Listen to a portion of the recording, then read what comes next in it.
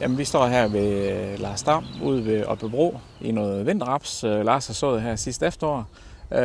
I baggrunden der kan I se en vinterraps, sorten Exalte, sået den 28. august. Det er et såtidspunkt lige til den sene side, men den er egentlig kommet okay. Og her på stedet er der også noget eksplicit, sået 4 dage før, den 24. august. Det er lige ude at kigge efter i marken her, det er for lige at vurdere bekæmpelsesbehovet mod kamille. Det har været svært at bekæmpe kamille i april indtil nu. Det har været regulært koldt. Det har faktisk været meget, meget koldt i april, og det har været så godt som umuligt at lave en ordentlig kamillebekæmpelse med Matragon. Vi er omvendt lidt presset nu på stadierne, på rapsens udvikling, der gør, at den siger, at med hensyn til, hvor langt knopperne er fremme nu, og vi er ved at så småt at gå i begyndende blomstring i nogle af markerne, ja, så er det på høj tid nu at bekæmpe kamiller med Matragon. Men omvendt må vi også sige, at Matragon udbragt i for koldt vejr mod kamiller, jamen det er nytteløst, det er simpelthen spild af penge. Jeg kan lige prøve at vise her, hvordan kamillen den står lige nu. Når det er sådan et koldt vejr her, jamen så har den ikke lyst til at rende i vejret. Den står tværtimod nede i bunden, og herude der står der måske 2-3 kamilleplanter per kvadratmeter. Så der er absolut et bekæmpelsesbehov. Det jeg kan se, det er, at den bræger sig. Den er ved lige så stor nu som en lille tallerken i bredden. Men så længe det er koldt, så går den ikke i vejret. Og vil jo egentlig gerne have sådan en kamille til at strække sig en lille smule sammen med noget varmt vejr. Det er der, at den, ligesom blotter sig. Det er der, vi kan bekæmpe den med Matragon, som er et hormonmiddel. Vi vil gerne have en lidt lun nat med en 3-5 grader i hvert fald, og jo meget gerne dagstemperatur på 12-15 grader, og gerne mere. Tricksen er jo ellers rigelig vandmængde, 250 liter vand, og iblande en halv liter renololie til den her Matragon-bekæmpelse.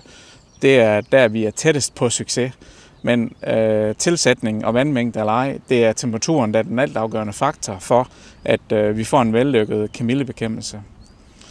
I det her forår, der har der været noget snak omkring den her sygdom. Det er ikke en ny sygdom, men det er en sygdom, som findes hver år, lys bladplet i vinterraps. Men i år der er den særlig udviklet. Jeg har lidt med her på et blad, I kan se nogle pletter af den her. Typisk så sidder den sådan i kanten af bladet, sådan at bladet det snor skæv og drejer en gang, eller kruser lidt. Det er et af de sikre kendetegn.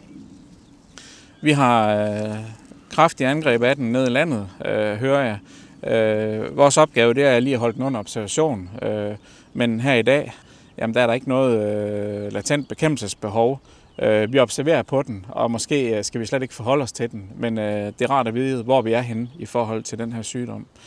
Og hvorfor det? Jo, det er fordi, at skulle den udvikle sig mere eksplosivt og gå op i knopanlæggene, ja, så er der meldinger om, at den kan tage 1 tons til måske 1,5 af frøudbyttet. Så ligeglad med det kan vi ikke være.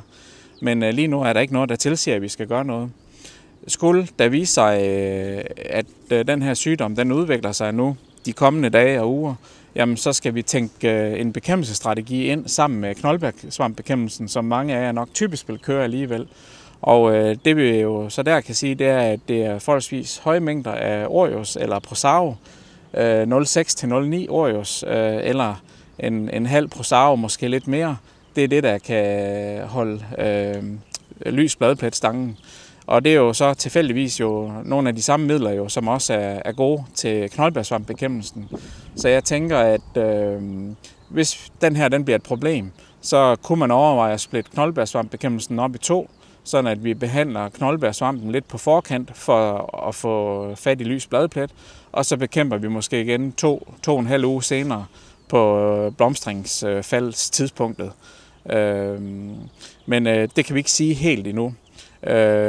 Så lige nu, der afventer vi, og vi gør, som vi plejer. Vi bekæmper vores kamiller, når tiden er, og vi laver en knoldbærsvampbekæmpelse der, hvor vi mener, der er et behov.